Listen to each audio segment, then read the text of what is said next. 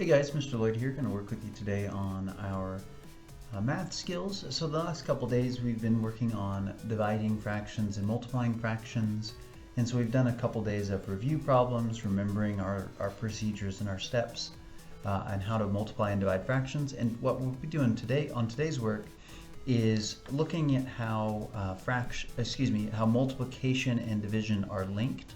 And so today's work is going to have you do some solving, some finding the missing multiplier type of work, which we've done a lot in multiplication over the years. And then we're going to rewrite each multiplication sentence here as a division sentence on our work. And so let me show you how this works with a very simple example. So as sixth graders, we've done these types of problems. We can kind of do these real quick and breezily. 6 times blank equals 18. So of course, the blank equals 3. That step isn't particularly hard, finding the missing multiplier. The next step here, we're going to rewrite this as a division statement. And so let's write it like this. It's going to be 18 divided by, in this case, 6 equals 3. Okay, now here was just a really simple example with some whole numbers. And I know that we have done this many years in the past. So now let's look at the same idea with a fraction down here below. So I've got 1/2 times blank equals 10 over 22. So my blank here is going to be a fraction. And I'm going to start by looking at my numerators. 1 times what would equal 10? Well, that must be 10, right? Pretty simple there. And then same thing over here. 2 times something equals 22. So think about it for a second. Has to be 11. So now I found my missing multiplier, and then here my job is just to come over and rewrite this as a division statement. So 10 over 22 divided by 1/2. Better switch colors here. And what do you think it's going to equal? It has to equal 10/11. Okay, and that's it. That's what we're doing on today's work. So let's see this again. As always, we like to show lots of examples here. So let me just do a quick little adjustment on the camera so you can see the next couple of problems here. Oh. There we go. Maybe. All right, 3/8 times blank equals 12 over 56. So 3 times what equals 12? Well, that has to be 4, so my numerator is 4. And then on my denominator, 8 times blank is 56, so the blank would have to be 7. So now I've got 3/8 times 4/7 equals 12/56. And here I'm going to write the same type of division equation, 12/56 divided by 3/8 equals 4/7. And I'm just using these colors of pens to show you, hopefully you're seeing the patterns. That's kind of the point of the colors. But of course, when you're working on this at home, you're just going to be using a pencil, so maybe you won't have the colors. That's okay.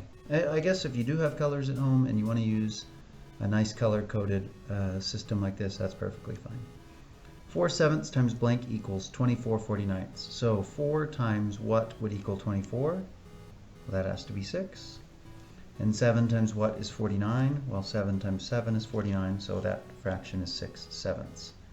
And so I'm going to write it now, my related division equation. I know it's going to equal 6/7. My first, dividend here is 24 over 49, and I'm dividing by 4/7. And if you're ever wondering, what's the point of this, you could check your work here and actually do the division, and it would simplify to 6/7. We don't have to do this in this step on today's work, but I just wanted to show you that. All right, last one here. With a slight camera adjustment, I think we should be good to go. Okay, so now I've got 7/9 times something equals 14 45ths. So 7 times what is 14? That has to be 2. And 9 times what equals 45? This has to be 5. 9 times 5 equals 45. So 7/9 times 2/5 equals 14 45ths.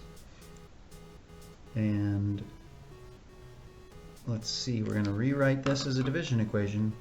So 14 over 45 divided by 7/9. There it is. So that's the majority of today's work, is being able to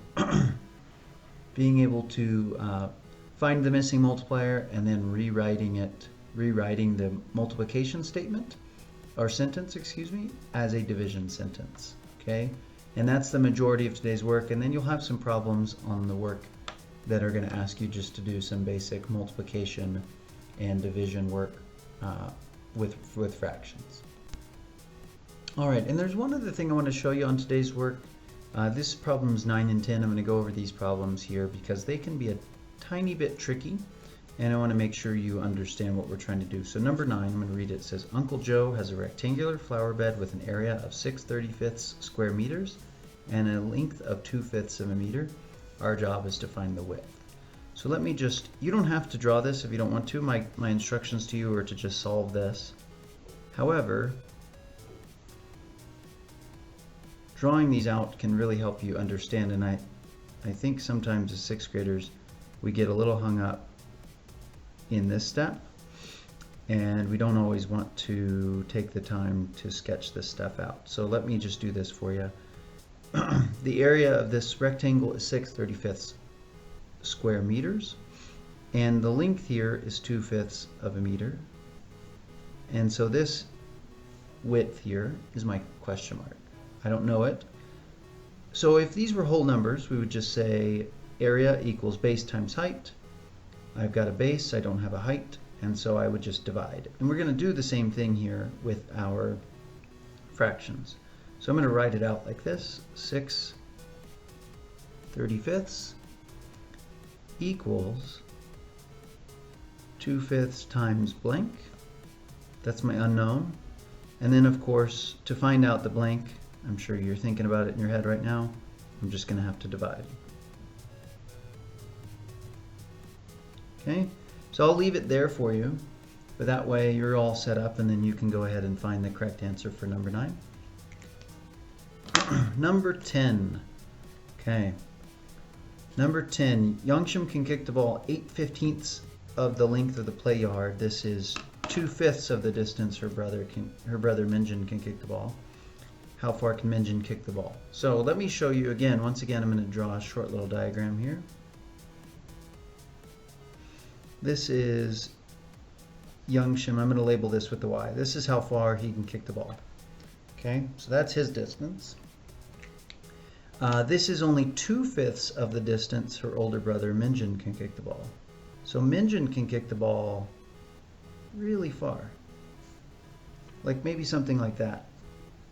And I'm going to label that with M for Minjin. Okay, oh, I probably ought to change the camera a little bit. There we go. Okay. So we're drawing this out to be able to see, the whole point of this quick little sketch is to be able to see Minjin's is going to be much larger than Youngshim's. Okay, and to find out my exact distance, I'm going to have to do a quick little division. So my division equation here should look like this. 8/15 divided by 2/5 is going to give me the total distance that M can kick the ball. I'm going to label it, let's see, let me just draw an arrow here, and that would give us the value for M. And I'm not going to calculate it for you, but when you're writing your answer in here, you're going to find some answer here, do your division, and then your unit is going to be length of the field. Okay, so make sure you take a look at questions 9 and 10 here and do your best to solve those, and I look forward to seeing your answers. All right, that's going to be all I'm going to cover for today's work. We're just working on relating multiplication and division, how they're inverse operations. Very important thing to go over in math. All right. Thank you for watching the video. Remember, if you have questions, please ask me through our Zoom meetings. You can get in touch with me through Remind, have your parent send an email. You guys have done a really nice job of keeping your questions coming. So please keep that positive momentum up. Thank you for watching the video, and I'll see you next time.